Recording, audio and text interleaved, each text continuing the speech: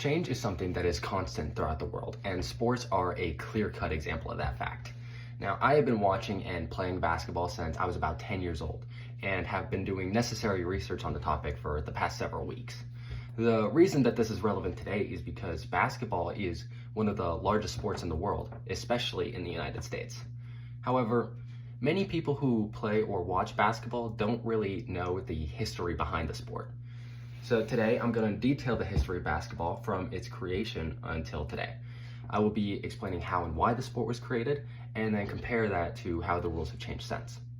So basketball was invented back in 1891 by James Naismith, seen on this picture right here, who was a physical education teacher at the International Young Men's Christian Association Training School, which is now Springfield College in Massachusetts.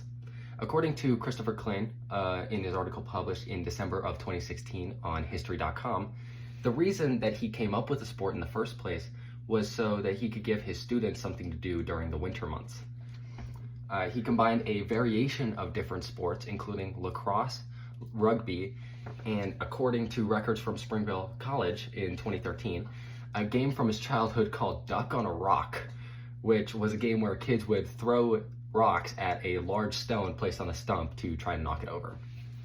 Now, he grabbed a soccer ball from the sports closet, mounted 2 peach baskets on opposite sides of the gym at about 10 feet, and brought in his students to play. He split up the teams into teams of 9 and had them play the first ever game of basketball.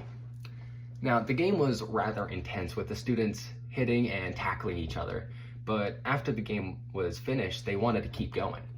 Naismith, however, fearing that his students would get injured, created the first set of 13 rules for the sport. With these 13 rules in mind, it creates an important question for the future of the sport. How have the rules of basketball changed since 1891? What rules have been changed and what rules have been added? As someone who is a huge basketball fan myself, this was something I've always wanted to look into, especially recently. While this is a question I technically came up with on my own, there have obviously been other sports fans that have thought the exact same thing as me. By answering this question, it will create a greater understanding of how the game has evolved over the past several generations. So let's look at some of these original 13 rules and see if they are still being used or have been altered in some way. So looking at these 13 rules, almost every single one of them has been altered in some way or goes pretty much completely unused in basketball today. One of the most significant changes in the original rules comes from Rule 3, which states a player cannot run with the ball. The player must throw it from the spot on which he catches it, similar to how handball is played today. This comes straight from Naismith's writings, which were published on January 15th of 1892, which according to USA Basketball was published in the Springfield College newspaper. This is rather different from what we see today, where dribbling is a core feature of basketball.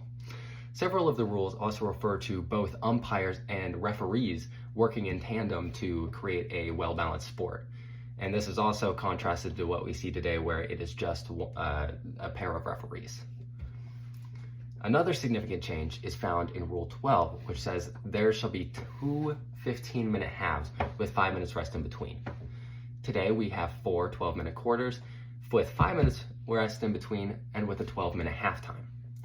The only rule that hasn't seen too much change or little change at all is rule number 1, which states the ball may be thrown in any direction with one or both hands. That one seems rather consistent.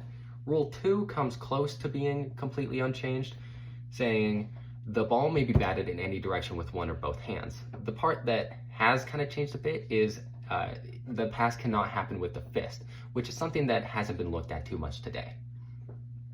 On top of this, there is much more to the game today, where more rules have been added and each rule has subsections to elaborate further on how the game should be played. These differences in how the game is played today show how much the rules have changed since the creation of basketball, and by seeing that these rules have changed rather significantly since its creation, it can be assumed that the sport will continue to change with time. So James Naismith's original rules have made me realize how much things change over time and how things are constantly evolving. With this in mind, basketball could continue to evolve with different rules and completely different ways to play the game. To review, basketball was invented in 1891 by James Naismith as a fun activity for his students in the winter, and the original rules of the sport are vastly different from how the sport is played today.